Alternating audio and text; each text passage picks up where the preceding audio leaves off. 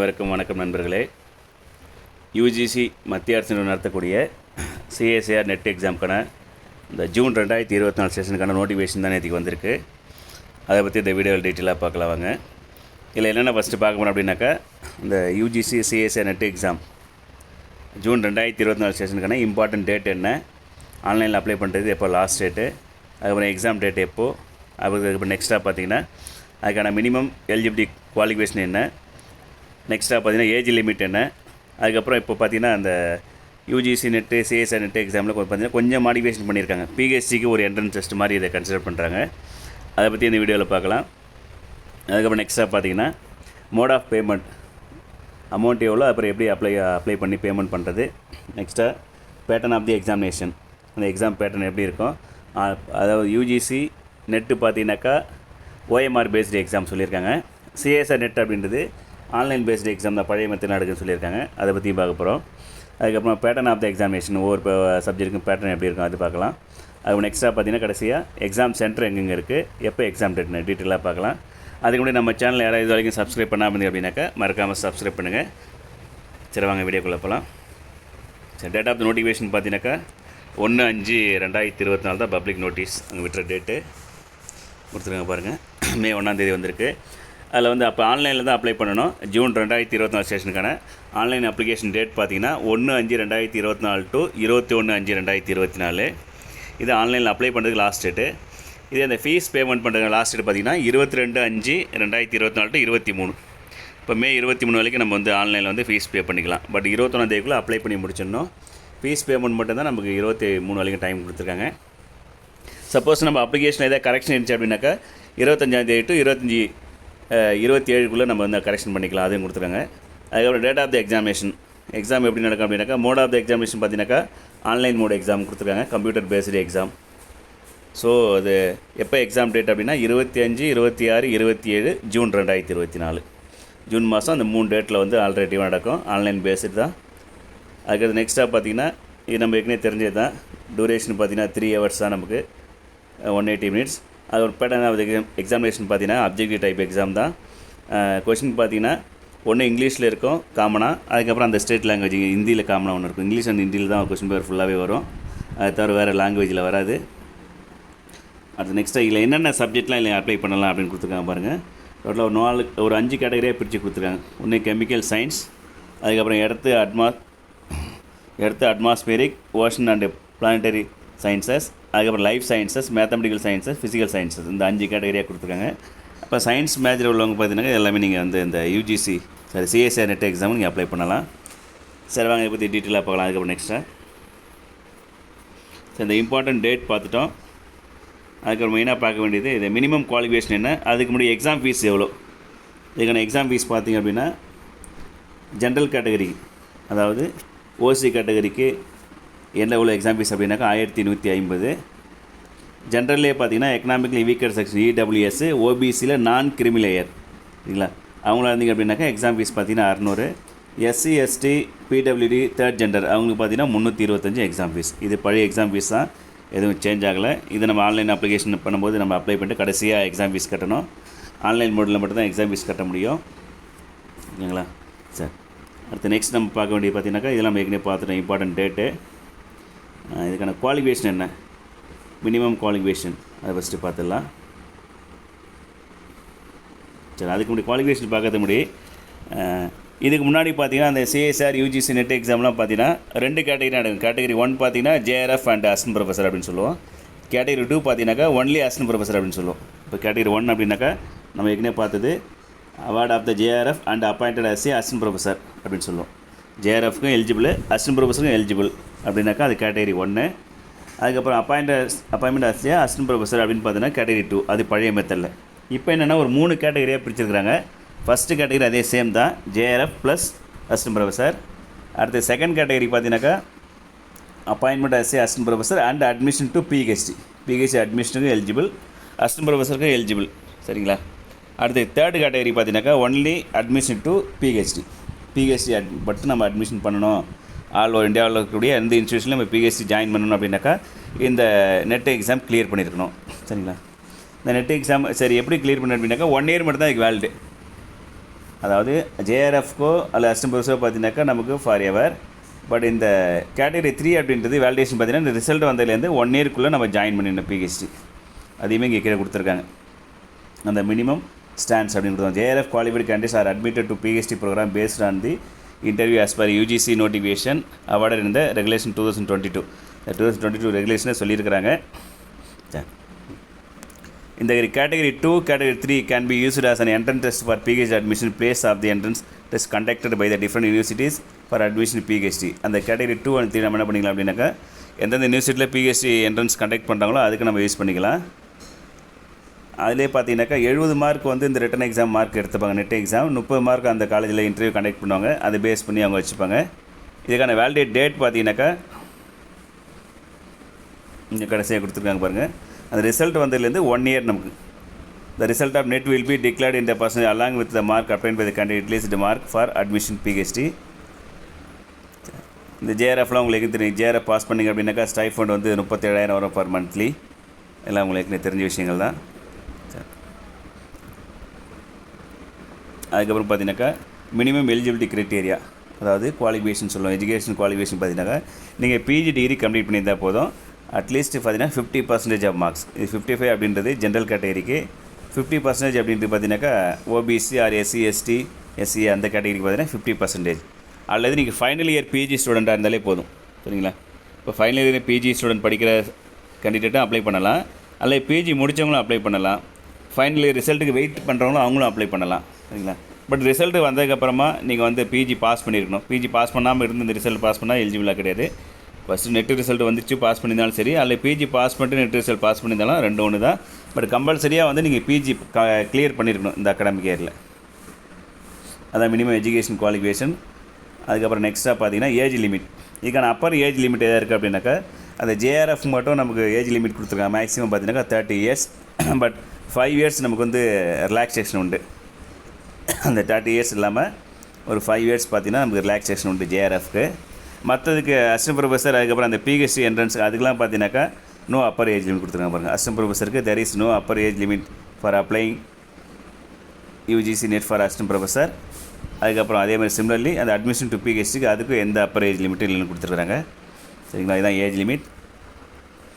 அதுக்கப்புறம் நெக்ஸ்ட்டாக பார்த்தீங்கன்னாக்கா mode of examination online based exam. நமக்கு தெரியும் கம்ப்யூட்டர் பேஸ்டு எக்ஸாம் ஏற்கனவே அப்படி தான் இருந்துச்சு CSIR NET. But UGC NET பார்த்தீங்கன்னா ஏற்கனவே ஆன்லைனில் நினச்சி இந்த டைம் வந்து ஓஎம்ஆர் பேஸ்டு எக்ஸாமாக மாற்றிருக்காங்க. அதனால் இது ஓஎம்ஆர் பேஸ்டு அப்படின்னு கேட்டிங்கனாக்கா இந்த சிஎஸ்ஆர் நெட் அப்படின்றது ஒன்லி ஆன்லைன் தான் நடக்குது, கம்ப்யூட்டர் பேஸ்டு டெஸ்ட்டாக நடக்குது. அதுவும் இல்லை கொடுத்துருக்குறாங்க. அதுக்கப்புறம் பார்த்தீங்கன்னா pattern of the question paper. Question paper என்ன பேட்டர்னில் இருக்கும் அப்படின்னாக்கா நீங்கள் கெமிக்கல் சயின்ஸாக இருந்தீங்க அப்படின்னாக்கா வேறு கொடுத்துருக்காங்க. Part A, part B, part C. Part A 20 question பாருங்கள். இது எல்லாத்துலேயுமே part A, part B, part சியில் மேக்ஸிமம் நம்பர் ஆஃப் கொஸ்டின் எவ்வளோ நமக்கு கொடுத்துருக்காங்க. அதுக்கப்புறம் அதில் நம்பர் ஆஃப் கொஸ்டின் எவ்வளோ நம்ம அட்டன் பண்ணணும் அப்படின்னு கொடுத்துருக்காங்க. அதுக்கப்புறம் இதில் நெகட்டிவ் மார்க் இருக்கா இல்லையா அதையும் கொடுத்துருக்குறாங்க. சரிங்களா? இப்போ கெமிக்கல் சயின்ஸாக இருந்தீங்கன்னா பார்ட் ஏவில் 20 கொஸ்டின், பார்ட் பியில் 40, பார்ட் சியில் 60 மேக்ஸிமம் கொஸ்டின். நம்ம அட்டன் பண்ண வேண்டிய கொஸ்டின் எத்தனை அப்படின்னாக்கா பார்ட் ஏவில் 15, பார்ட் பியில் 35, பார்ட் சியில் 25, டோட்டலாக 75 கொஸ்டின் அட்டன் பண்ணியிருக்கணும். பட் ஒவ்வொரு பார்ட்லேயும் நம்ம கொடுத்துருக்க கொஸ்டின் கம்பல்சரி அட்டன் பண்ணோம். ஒரு கொஸ்டினுக்கு 2 மார்க்கு. அதுக்கப்புறம் பார்த்தீங்கன்னாக்கா பார்ட் ஏவில் 2 mark, part B 2, part C 4, டோட்டலாக 200 மார்க்கு. இதுக்கு நெகட்டிவ் மார்க் உண்டு. பார்ட் ஏ, பார்ட் பிக்கு பார்த்தீங்கன்னாக்கா 0.5 நெகட்டிவ் மார்க்கு, பார்ட் சிக்கு மட்டும் 1. இது வந்து கெமிக்கல் சயின்ஸ். அவங்களோட கோட் நம்பர் பார்த்தீங்கன்னா 701. அப்ளை பண்ணும்போது கண்டிப்பாக அந்த கோட் நம்பர் தேவைப்படும். அதுக்கப்புறம் நெக்ஸ்ட்டாக பார்த்தீங்கன்னா எர்த்து சயின்ஸ். அதில் பார்த்தீங்கன்னா அங்கேயும் part A, part B, part C. Part ஏவில் 20 கொஸ்டினுக்கு 15 அட்டன் பண்ணணும். அதுக்கு ஒரு கொஸ்டினுக்கு 2 மார்க்கு, ராங் கொஸ்டினுக்கு 0.5 நெகட்டிவ் மார்க்கு. பார்ட் பியில் பார்த்தீங்கன்னா 50 கொஸ்டின் மேக்ஸிமம், அதில் நம்ம 35 தான் அட்டன் பண்ணணும். அதுக்கப்புறம் அதில் வந்து ஒரு கொஸ்டினுக்கு 2 மார்க்கு, நெகட்டிவ் மார்க் 0.5. அப்போ part A, part B same. Part சியில் பார்த்தீங்கன்னா மேக்ஸிமம் 80 கொஸ்டின், அதில் நீங்கள் அட்டன் பண்ண வேண்டியது 25 கொஸ்டின். ஒரு கொஸ்டினுக்கு 4 மார்க்கு, நெகட்டிவ் மார்க் பார்த்தீங்கன்னா ஒரு கொஸ்டினுக்கு 1.32. சரிங்களா? அந்த மாதிரி நெகட்டிவ் மார்க் நம்ம கொடுக்குறாங்க. டோட்டலாக 200 question, sir 175 question, 150 question maximum. அதில் நீங்கள் 75 அட்டன் பண்ணணும், 200 மார்க் நடக்கும். லைஃப் சயின்ஸுக்கு இதே மாதிரி சேம் தான். சார் அடுத்து மேத்தமெட்டிக்கல் சயின்ஸுக்கு பார்த்தீங்கன்னாக்கா உங்களுக்கு பார்ட் ஏக்கு 20 question, part B 40, part C 60 question number of question. அதில் நீங்கள் அட்டன் பண்ண வேண்டிய பார்த்தீங்கன்னாக்கா பார்ட் ஏக்கு 15, பார்ட் பிக்கு 25 அட்டன் பண்ணணும், பார்ட் சிக்கு 20 தான். டோட்டலாக 60 கொஸ்டின் அட்டன் பண்ணியிருக்கணும்.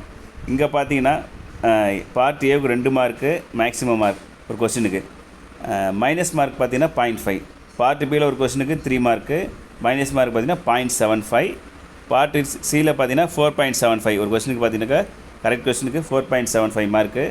பட் இங்கே நெகட்டிவ் மார்க் கிடையாது. மேக்ஸில் பார்ட் சிக்கு நெகட்டிவ் மார்க் கிடையாது. பட் பார்ட் சி அப்படின்றது இங்கே எல்லாமே அப்ஜெக்டிவ் டைப் தான். ஆனால் இதில் பார்ட் சி மட்டும் மல்டிபிள் சாய்ஸ் கரெக்ட் ஆன்சர், அதை மல்டிபிள் கரெக்டானு சொல்லுவோம். பார்ட் ஏ பார்ட் பியில் பார்த்தீங்கன்னா 4 ஆப்ஷன் இருக்கும், 4ல் 1 தான் கரெக்டு.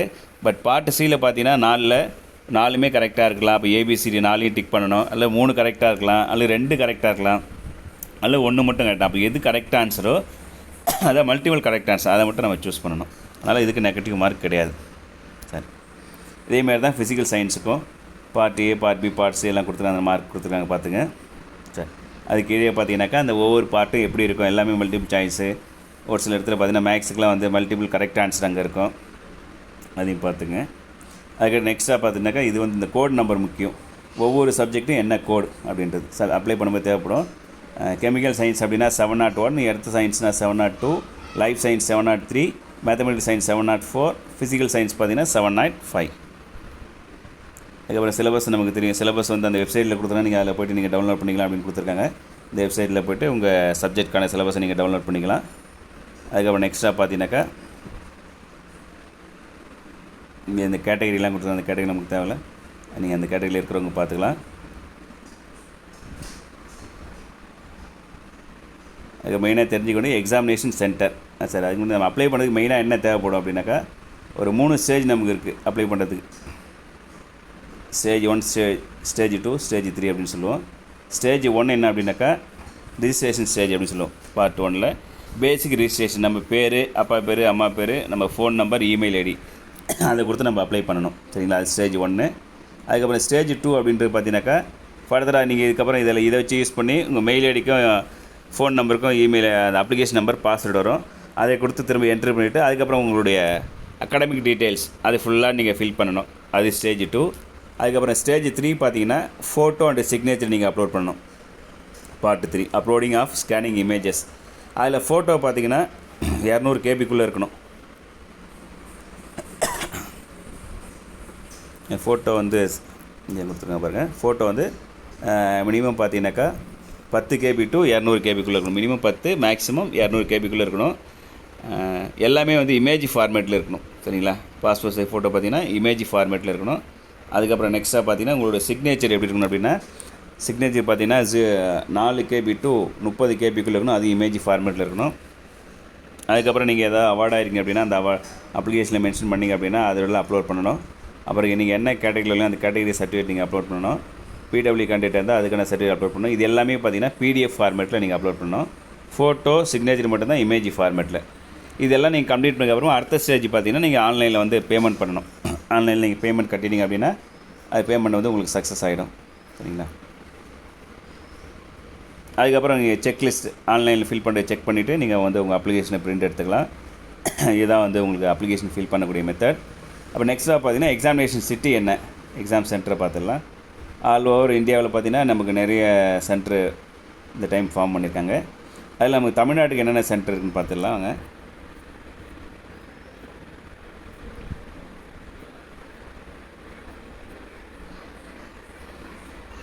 தமிழ்நாட்டுக்கான எக்ஸாம் சென்டர் பார்த்திங்கன்னா